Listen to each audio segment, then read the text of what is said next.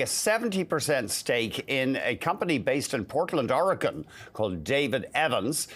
This deal priced at $300 million US, so it's not tiny. Let's get more from Ian Edwards, President and CEO of AtkinsRealis. Thanks very much for joining us today, Ian. So what are you buying here? What does this company do, David Evans? Well, it does pretty much the same as what we do in the US, and it's an important part of our growth strategy. We've obviously been through a very significant transformation, and now we're into growth. To date, we've been organically growing really well, and now it's time to add companies to our portfolio of business to actually grow inorganically through M&A. This particular acquisition is part of what we call our land and expand strategy in the US. You're already fairly big in the States, so I see, according to Stifel here, this will now means that you'll generate almost 31% next year of your engineering net revenue from the States, up from about 27% prior to that. So you've already got a lot of business in the States, don't you? Yeah, we do, but geographically, we're very centered in the South, Florida, Texas, South Carolina, Georgia. And we have this land and expand strategy to try and fill in the white space on the West Coast. Next, we'll be filling in the white space in the Northeast. David Evans is a very, very strong, well-known brand on the West Coast. This is a great platform for us to build from. And it'll start filling in the white space so that we've got a true coast-to-coast business in the United States. A lot of the revenue here from David Evans coming from the transportation sector. What does that mean? Highways, for example?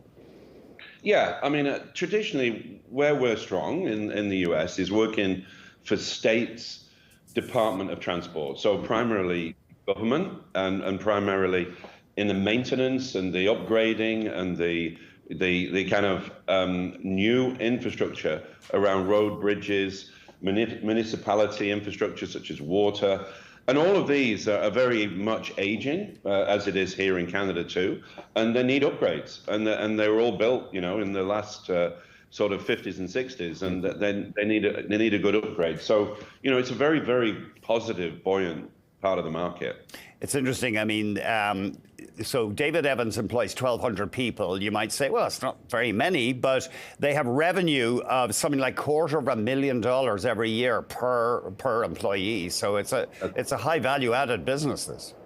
It is, and it's a while since we've done M&A. So we're very, very careful to make sure that we acquire quality targets that join our business and that share the same values, share the same culture, but also are strategically placed to be successful companies that can join the AtkinsRealis family. So really pleased with this acquisition, actually.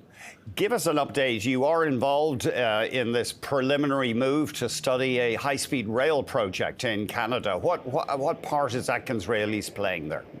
We're the designer. So we're very much at the heart of this project. Looking at the design, I mean, we've been doing like the feasibility of it in this first proposal. The next phase, we'll be getting into more detailed design. You know, I was watching the previous interview that you did, and, you know, a lot of good points there. But, you know, we believe that infrastructure is the backbone of economies, and good infrastructure is the backbone of economic growth. So we're very pro this project, obviously very pleased to be selected with our partners, particularly CDPQ. I think it's going to be a real asset, and obviously we all hope that this gets followed through to conclusion. What is the biggest challenge with a project like this? Laying a vast amount of new track, I guess. Well, you know, the challenge is planning properly. You know, all too often, these big mega projects, we go into them really too quickly and so keen to get the shovel in the ground, so to speak. But it's planning. It's really good planning at the beginning, which makes for a successful project. And obviously, we do a lot of this around the world, and we're going to put our expertise and capability into this project to make it successful. We do hear, maybe this is more in relation to urban transit projects, that in North America, though, we tend to have much higher costs per mile. Now, I'm not talking about high-speed rail necessarily there.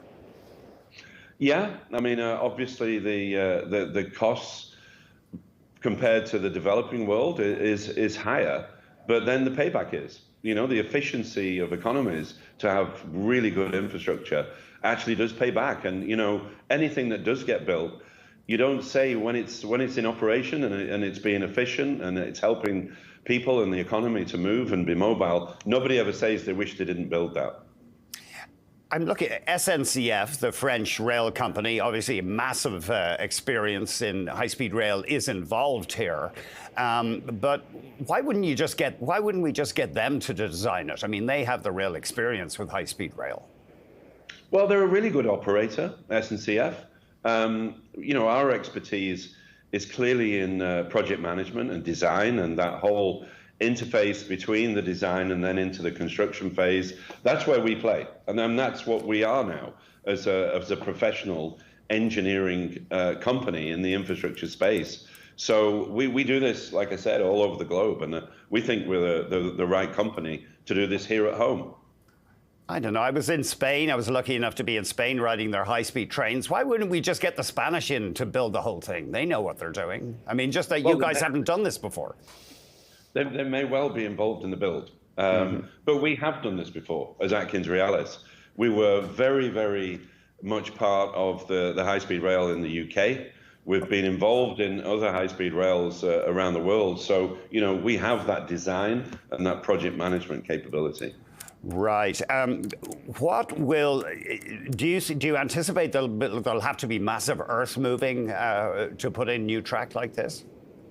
Yeah, I mean, obviously we're still in the planning phase of all of this. I mean, that's the next phase, is to really understand the detail of the work that needs to be carried out. I mean, impact on communities will be key to manage accurately. The most efficient design that we can come up with to cut the cost as much as possible. The cost of these projects, a lot of it is won and made efficient through the design phase. And that's why I truly believe the more that goes into this planning phase, the more successful the contract will be. I suppose you do get things like design changes during the project that can add to the cost? Always. I mean, and those must be provided for in adequate contingencies, and very often, building expectations where we over-deliver and deliver on budget and on target and to time is difficult, because we often build expectations that are hard to meet. So I think it's important, again, to kind of plan this correctly and bring everybody on board with it as to when it will be complete and how much it'll cost. It's interesting. I mean, I know we're getting a bit off topic here, but I'm wondering, why would we build this? Why wouldn't we just properly fund via rail? I know it takes 5 or 6 hours to travel between Montreal and Toronto, but that's kind of comparable with a flight. I mean, when you get into the check-in and all that nonsense, why wouldn't we just improve via rail and not bother with this high-speed rail dream? Capacity. I mean, the existing lines there are full in terms of capacity. I mean, they were built originally as freight lines. That's what they are. And if we're truly going to have a passenger service that's efficient, it will need a new service. Same in other countries. I mean, it's the same as you said in the past interview, California, the same in the UK with their high-speed rail. The existing lines are all at capacity. That's interesting. Ian, thanks very much. You gave us loads of time today. Thank you. Thank you very much. Ian Edwards, President and CEO.